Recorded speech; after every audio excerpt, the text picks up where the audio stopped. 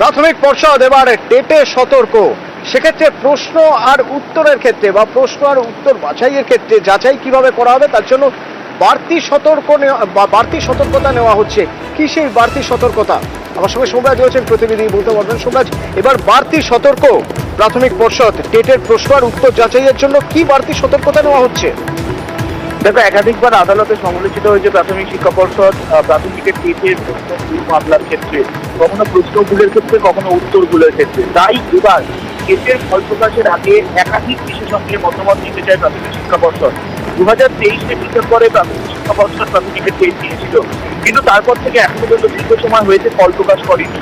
ফল প্রকাশ না করার অন্যতম কারণ এই যে টেটের বিভিন্ন বিষয়ের যে প্রশ্ন এবং তার উত্তর সঠিক রয়েছে নাকি তা যাচাইয়ের জন্য ন্যূনতম 12 জন করে বিশেষজ্ঞদের মতামত দেওয়া হচ্ছে। শুধুমাত্র এ রাজ্যের নয়, এ রাজ্যের বাইরেরও অন্য বিশ্ববিদ্যালয়ের বিশেষজ্ঞদেরও মতামত দিচ্ছে প্রাথমিক শিক্ষা পর্ষদ। তার কারণ যাতে কোনো প্রশ্নের কোনো বিষয় কোনো ভুল না হয়, প্রশ্ন ভুল না হয়, উত্তর ভুল না হয়, তার জন্যই প্রাথমিক শিক্ষা পর্ষদের তরফে এই পদক্ষেপ করা হচ্ছে বলেই পর্ষদ সূত্রে খবর। 2023 ডিসেম্বরে প্রাথমিক টেট হয়েছিল, যার ফল প্রকাশ এখনো করেনি প্রাথমিক শিক্ষা পর্ষদ।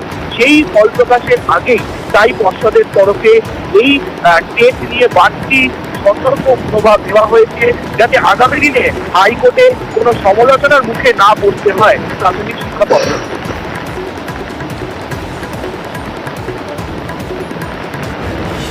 ধন্যবাদ।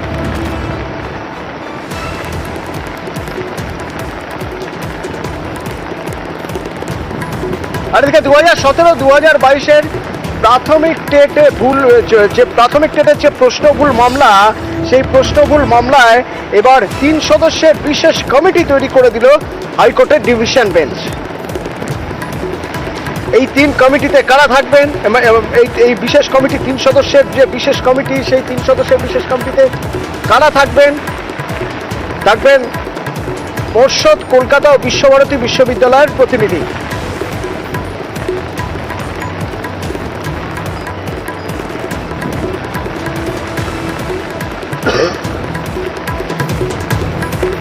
বিশ্বভারতী বিশ্ববিদ্যালয়ের প্রতিনিধি থাকবেন, কলকাতা বিশ্ববিদ্যালয়ের প্রতিনিধি থাকবেন এবং পর্ষদের প্রতিনিধি থাকবেন। তো এই 3 সদস্যের বিশেষ কমিটি কিভাবে কাজ করবেন? আর 2017-2022 প্রাথমিক টেটের প্রশ্ন ভুল মামলায় বিষয়ভিত্তিক প্রশ্ন খতিয়ে দেখবে। 14 দিনের মধ্যে এই কমিটি তৈরি করে কাজ শুরুর নির্দেশ হাইকোর্টের ডিভিশন বেঞ্চের।